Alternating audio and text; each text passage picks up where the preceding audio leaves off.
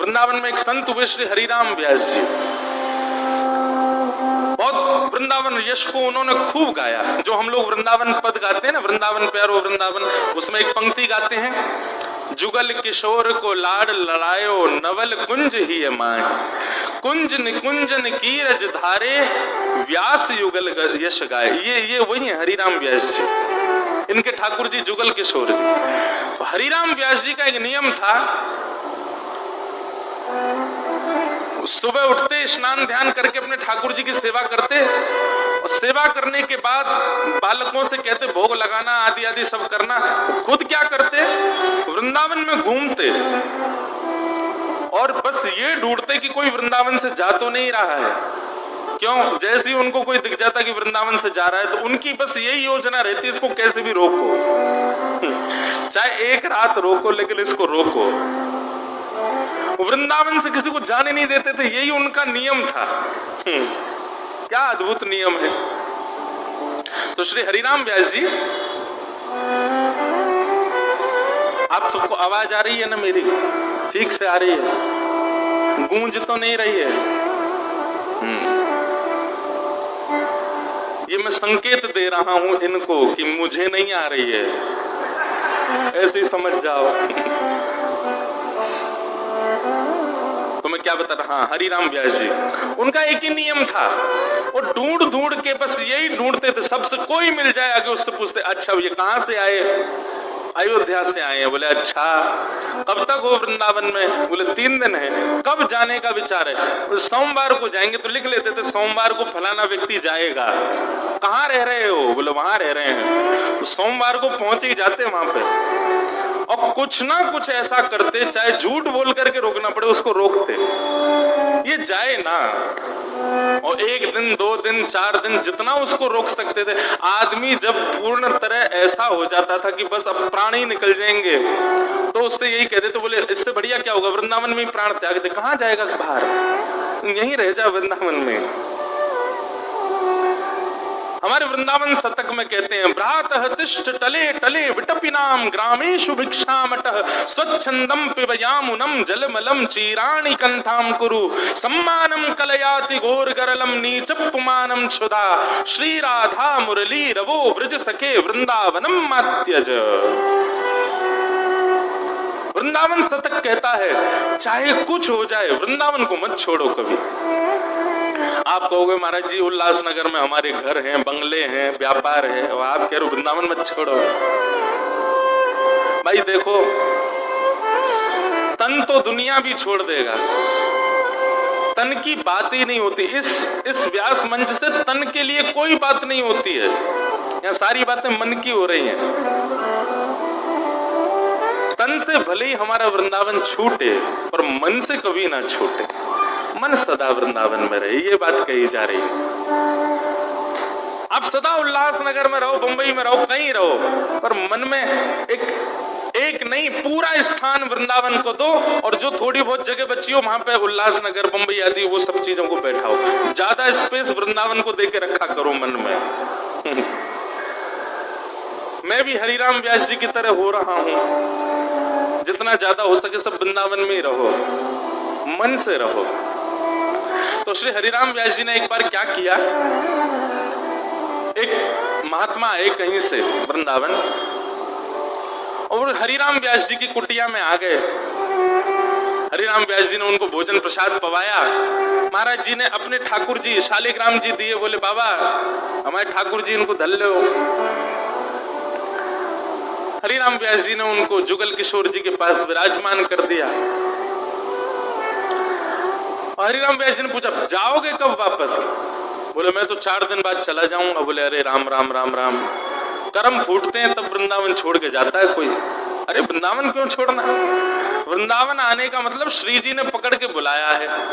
अब श्री जी तो कभी नहीं चाहेंगे कि तुम हाथ छुड़ा के जाओ, तुम्हारी ही ज्यादा इच्छा हो रही है, इसलिए श्री जी का हाथ छुड़ा के जा रहे हो। कितने बड़े अपराधी हो, श्री जी का हाथ छोड़ के जा रहे हो। 4 दिन बाद वो महात्मा कहने लगा मेरे ठाकुर जी दे दो, मुझे जाना है। हरिराम व्यास जी बोले अरे भैया यहीं रुक जा। कहां जाएगा? नहीं नहीं नहीं मुझे जाना है। तो हरिराम व्यास जी एक दो दिन तो ऐसे ही निकाल दिए कि ठाकुर जी मिल नहीं रहे। अरे पता नहीं तुम्हारे ठाकुर जी कहाँ चले गए। अरे नहीं नहीं आज मुहूर्त अच्छा नहीं, आज मत जाओ, कल चले जाना। तो अगले दिन बोले अरे अरे आज तो जुगल किशोर जी का उत्सव है, जबकि कोई उत्सव नहीं होता था, जबरदस्ती उत्सव रख लेते थे। आज तो उत्सव है, आज तो तुम जा ही नहीं सकते। अगले दिन कहते, अब रात भर हरिराम व्यास जी ये सोचते कल चला जाएगा, कल क्या करूं कि रुक जाए। दूसरे दिन संतों को निमंत्रण दिया, तो आज तो संतों का भोजन है हमारे, आज कैसे चले जाओगे तुम, मैं अकेला थोड़ी परोसूंगा, चलो परोसवाओ मेरे साथ। ऐसे कर करके 10 दिन बेचारे को रोक लिया।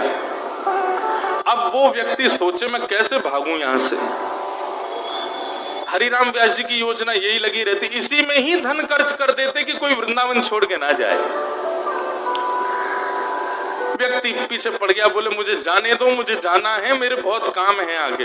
हरिराम व्यास जी बोले तुम ऐसे नहीं मानोगे, सारे हमने तरीके अपना लिए फिर भी वृंदावन नहीं रोक रहे हो, ठीक है चले जाओ, चलो क्या करना है। बोले मेरे ठाकुर जी दे दो। तो जुगल किशोर जी के पास में ठाकुर जी उनके शालिग्राम जी रखे थे डिब्बा में। तो शालिग्राम जी तो नीचे धर दिए, खाली डिब्बा में एक चिड़िया का बच्चा पकड़ करके बंद करके दे दिया। बोले लो ले जाओ अपने ठाकुर जी। उसको लगा कि ठाकुर जी मिल गए। सुनो, जाते जाते जमुना जी स्नान करके जाना और ठाकुर जी को भी स्नान करा देना। तो ठीक है, जमुना जी गया, जैसे ही जमुना जी में स्नान किया, बोले अरे ठाकुर जी को स्नान कराऊं। डिब्बा खोला ठाकुर जी का, सोई वहां में से तो चिड़िया उड़ करके भाग गई। अब वो मन में क्या सोचे, ओहो ठाकुर जी उड़ करके चले गए। हरिराम व्यास जी कह रहे थे वृंदावन छोड़ करके मत जाओ, मैंने तो उनकी बात मानी नहीं, पर उन्होंने ठाकुर जी को वृंदावन का चस्का लगा दिया। और वृंदावन देखो, वृंदावन से जाने की बात सुनते ठाकुर जी उड़ के चले गए। रोते रोते हरिराम व्यास जी के पास गए, बोले मेरे ठाकुर जी उड़ गए आकाश में। हरिराम व्यास जी बोले रुक जाओ मैं अभी देखता हूं। अंदर वहीं रखे थे ठाकुर जी, दिए कहां थे, पीछे छुपा दिए थे ठाकुर जी। भीतर गए और भीतर जाकर के जुगल किशोर जी के पीछे हाथ ऐसे किया और ये रहे तुम्हारे ठाकुर, देखो उड़ करके यहाँ आके बैठ गए। अब भैया तुम वृंदावन छोड़ के मत जाओ, तुम्हारे ठाकुर जी जाना नहीं चाहते। और उस व्यक्ति को अखंड ब्रजवासी बना दिया। हरिराम व्यास जी खुश हो जाते, मिशन सक्सेसफुल। उनका एक ही मिशन है कि सब वृंदावन में बस जाओ।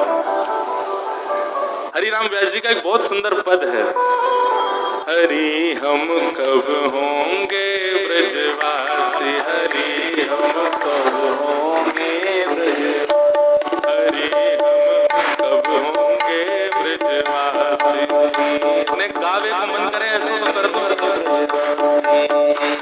हे ठाकुर नंद किशोर हमारे, ठाकुर नंद किशोर, ठाकुर नंद किशोर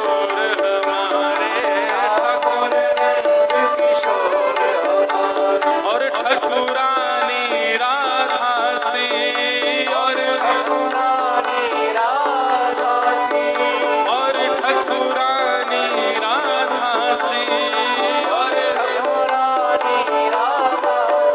हरि हम कब होंगे ब्रजवासी, हरि हम कब होंगे ब्रजवासी, हरि हम कब होंगे ब्रजवासी, हरि हम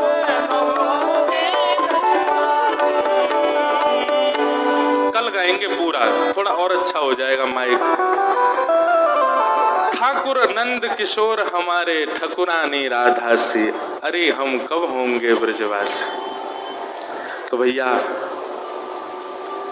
वृंदावन हर वर्ष आ रहा है आपके उल्लासनगर में, आप भी वृंदावन हर वर्ष जाओ, लेकिन वृंदावन की एक रीति निभाओ।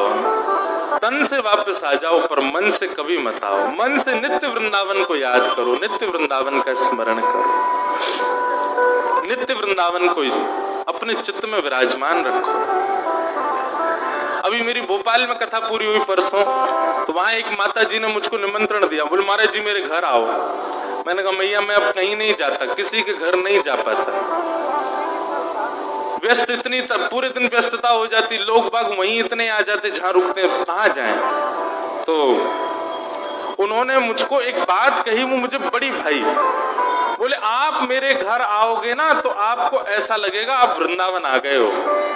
मैंने कहा अच्छा। बोले हाँ, मैं चैलेंज दे के बोल रही हूं, यदि आपको नहीं लगे ऐसा कि आप वृंदावन आए हो तो मुझसे कहना। अब कितनी, देखो भक्ति में भी थोड़ी बहुत चतुराई होनी चाहिए, थोड़ी बहुत चतुरता होनी। अब वो मैया कह रही है एक बार आके देखो तो सही आपको, अगर आप नहीं भूल जाओ कि आप वृंदावन में हो तो कहना। मैंने कहा मैया तुम्हारी चतुराई कितनी बढ़िया है, तुम इसी रूप में ही मुझको घर बुला रही हो कि घर आके देख तो जाओ कि वृंदावन जैसा है कि नहीं, वृंदावन जैसा अनुभव हो रहा है कि नहीं।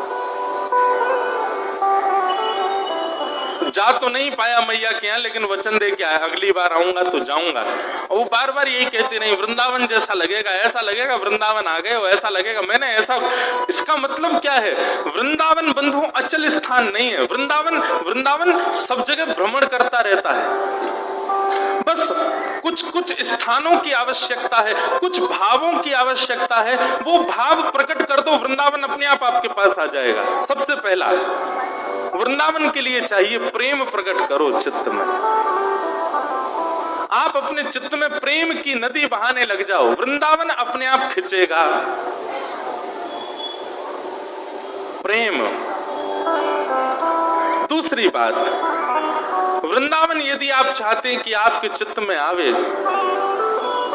तो वृंदावन को अपने चित्त में बुलाने के लिए वैष्णव सेवा प्रारंभ कर दो। ठाकुर जी की सेवा इतनी बड़ी नहीं है, ठाकुर जी की सेवा इतनी बड़ी बात भी नहीं है। बड़ी बात है किसी वैष्णव की सेवा, बड़ी बात है किसी संत की सेवा, बड़ी बात है किसी भक्त की सेवा, बड़ी बात है गुरु सेवा। ठाकुर जी को तो कैसे भी रोटी खवा दो, कैसे वो चावल खवाए दो, कैसे वो सब्जी खवाए दो, बच्चे चुपचाप खा लेंगे। संत के सामने तो संत तो बोल देगा, टोक देगा आपको, ये उचित नहीं बना है, ये ठीक नहीं बना है, ये ऐसे नहीं बनाना है, ये ऐसे नहीं करना है। उसकी सेवा कठिन होती है। तो वृंदावन चित्त में आए उसके लिए सबसे पहले प्रेम चित्त में प्रकट करो। वृंदावन चित्त में आए उसके लिए दूसरा भाव वैष्णव सेवा प्रारंभ करो। वृंदावन चित्त में आए उसके लिए तीसरा भाव श्री किशोरी जी का स्मरण प्रारंभ करो, लाडली जी का स्मरण करो, हमारी श्री राधा रानी का स्मरण करो। वृंदावन चित्त में आएगा तो वृंदावन से कथा का प्रारंभ हो रहा है, इसका मतलब अब 7 दिन तक वृंदावन चढ़ा ही रहेगा। वृंदावन की कोई ना कोई भाव आते ही रहेंगे। तो अब की बार वृंदावन जाओ, तन से आ जाना, पर मन को वृंदावन बना करके आना, मन में सदा वृंदावन रहे। आइए आज प्रथम दिन है कथा का, कथा प्रारंभ करें, महात्मा में हम लोग प्रवेश करें, थोड़ी बहुत देर चर्चा करेंगे, फिर उसके बाद कल ठीक 6 बजे 5:30 बजे, हाँ 5:30 बजे से कथा प्रारंभ कर देंगे, ताकि आप सबको भी सुख लगे, आनंद से कथा का भाव रहे। पर 5:30 बजे मैंने क्यों बोल दिया, मैं तो 5 बजे ही बोलूं, नहीं तो आप आओगे 6 बजे, आप तो 5 बजे ही आना, मैं आऊंगा 5:30 बजे। तो आप सब लोग आके विराजमान होना, विश्राम